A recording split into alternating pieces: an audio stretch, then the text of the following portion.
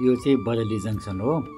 हामी राजधानी ट्रेनमा एनजेपीदेखि बरेली पुग्यौँ, बरेली जङ्सनमा उत्रौँ र त्यहाँ चाहिँ हाम्रो ट्राभल एजेन्सीले हामीलाई गाडी पठाइदिएको छ। गाडीमा सामान लोड हुँदैछ र अनि हामी लुवाघाट निस्किँदै हामी पञ्चेश्वर पुग्छौँ, पञ्चेश्वर जान्छौँ। ड्राइभर भाइले हाम्रा सामानहरू त्यहाँ लोड गरेर बाँध्दै हुनुहुन्छ। मसँग एकजना साथी हुनुहुन्छ मिस्टर टिङ्कु दिव्यराज अथवा दिव्यराज उहाँको नाम हुनुहुन्छ। मेरो ज्वाइँ हुनुहुन्छ मिस्टर कुमार राई र मेरो दाजुको छोरा भतिजो हुनुहुन्छ सञ्जीव सुब्बा। हामी 4 भाइजान गएको र हामी पञ्चेश्वर क्याम्पिङ एरिया हामी पुग्यौँ र हाम्रो सामानहरू निकाल्दैछ। यो क्याम्पिङ एरिया चाहिँ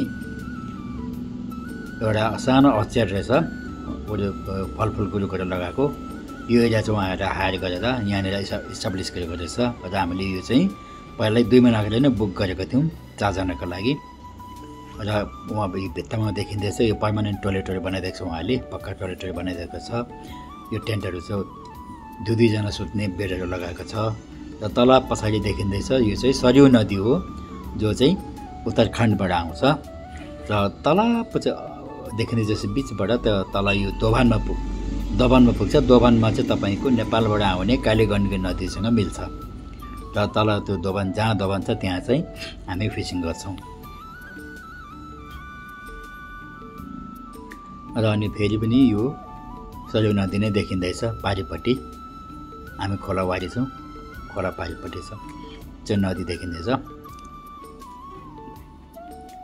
यो हाम्रो डाइनिङ रुम अथवा र हाम्रो फिसिङ रडहरू देखिँदैछ, हामी लिएर आएका छौँ। र यो चाहिँ अचाटै हो, अचाटभित्र नै हामीलाई राख्ने ठाउँहरू बस्ने ठाउँहरू मिलाइएको छ। यो फलफुल कुरोहरू छ वरिपरि र आकाश चाहिँ बिग्रेको छ र यो सेकेन्ड डे हो। सेकेन्ड डेको यो आफ्टरनुनमा हो। यो चाहिँ अब पानी पर्ला जस्तो छ हेर्दाखेरि। यहाँदेखि यो पारी सरयू नदी नै सरयू नदी नै हो। यो पारी सानो बाटो छ। यो बाटोबाट चाहिँ तल दोभानको ठिक माथि मन्दिर छ, महादेव धाम छ, शिव मन्दिर छ। शिव मन्दिर तल दोभानको ठिक माथि अलिअलि देख्दैछ शिव मन्दिर छ। यो एउटा धाम रहेछ, यहाँनिर पुरा पर्यटकहरू आउँदो रहेछ। यो धाममा पूजामा आउँदो रहेछ। पारी मैले एउटा घोरल जस्तो लाग्यो। घोरल पानी खानु आएको छु, खोलामा पानी खाँदैछ, मैले यो खिचेको छु र पानी खाइसकेर यो घोरल उकालो जाँदैछ। मृग हो भने चाहिँ रातो रातो हुन्छ, यो चाहिँ अलिकति फुस्रो छ, यो घोरल हुनुपर्छ। यो पानी खाएर उकालो जाँदैछ।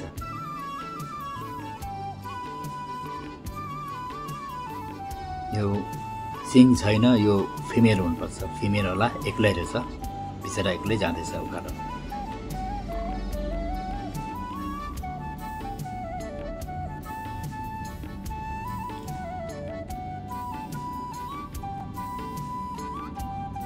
र रातिको सिन हो। राति यो फिसिङ गरेको माछा परेको थियो, एउटा ठुलो माछा परेको थियो। यो माछा चाहिँ तान्दै नै के भएर उम्केर गयो। यो माछा राम्रो हुक भएको थिएन रहेछ। यो माछा चाहिँ राति उम्केर गयो।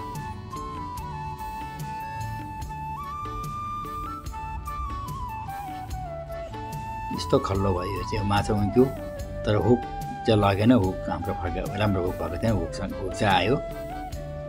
यो चाहिँ अर्को दिन नेक्स्ट डे हामीले राति खेल्दाखेरि मैले एउटा माछा पाएर, यो 3-3.5 किलोको माछा हो। तान्दैछु, यो तान्दै गरेको भिडियो हो यो। र तानेपछि एकछिनमा बाहिर पाखा निकालिन्छ, त्यहाँबाट त्यसको त्यो माछाको हामीले फोटोहरू खिचेका छौँ, भिडियोहरू गरेका छौँ। अहिले एकछिनमा देख्नुहुन्छ। अहिले माछा निकाल्ने हामी के भन्नु, माछा तान्दैछौँ, अझै माछा तान्दैछौँ। बाहिर निकाल्ने कोसिसमा छौँ। माछा निकालिसक्यो र यो चाहिँ हो मासियर। मासियर भन्छ, बङ्गालीमा भाषामा मासोल भन्छ। यो चाहिँ अब एकदमै स्पोर्टिङ फिस भन्छ। यसले चाहिँ एकदमै पानीमा चाहिँ एकदमै बल गर्छ, फाइट गर्छ र यसलाई चाहिँ कन्जर्भेसन पनि गर्नु कोसिस गर्दैछौँ हामीले। हाम्रो एसोसिएसन पनि छ, सरकारमा रेजिस्टर्ड एसोसिएसन छ गभर्मेन्टमा, सिक्किम गभर्मेन्टमा। र हामीले मासियरलाई चाहिँ हामीले कन्जर्भेसन गर्नुपर्छ भनेर हामीले अवेरनेस पनि गर्दैछौँ। र हामी जति पनि माछा पक्रिन्छौँ यसरी हामी जिउँदै पानीमा रिलिज गर्छौँ। यसलाई पनि रिलिज गर्दैछौँ, भिडियो खिचेर हामी रिलिज गर्दैछौँ। यो चाहिँ हो सरयू र कालीगण्डकी नदीको दोभानमा राति बेलुकी पख। यो हाम्रो हेड टाउकोमा हामीले हेडलाइट लगाएको हुन्छ, त्यो लाइटले गर्दाखेरि माछा एकछिन डिसओरिएन्ट भएर डाइरेक्सन नचिनेर माछा त्यहाँ छेउमा गएर बस्यो। फेरि उसलाई हामी सही दिशामा पठाएर हामी खोलामा यसरी छोड्यौँ। र हामी चाहिँ कहिले पनि अर्को माछा पनि यो 1 केजीको आसपासको एउटा मासियर नै परेको थियो मेरोमा। यो पनि मैले जिउँदै पानीमा छोड्दैछु खोलामा। यो चाहिँ दिउँसो हो र हामी कहिले पनि माछा पक्रेर चाहिँ हामी मार्दैनौँ, खाँदैनौँ, घर लगेर कहिले जाँदैनौँ। हामी अलवेज हामी माछा छोड्छौँ र पब्लिकहरूलाई हामी अवेरनेस गर्छौँ कि माछा चाहिँ छोड्नुपर्छ, बचाउनुपर्छ, कन्जर्भेसन गर्नुपर्छ। यो हाम्रो फेरि ब्याक टु खोला खेलिसकेर ब्याक हामी फेरि क्याम्पमा आयौँ र क्याम्पको वरिपरि गएछौँ। तपाईँलाई नेचुरल सिनेरिजहरू देखाएको खिचेको।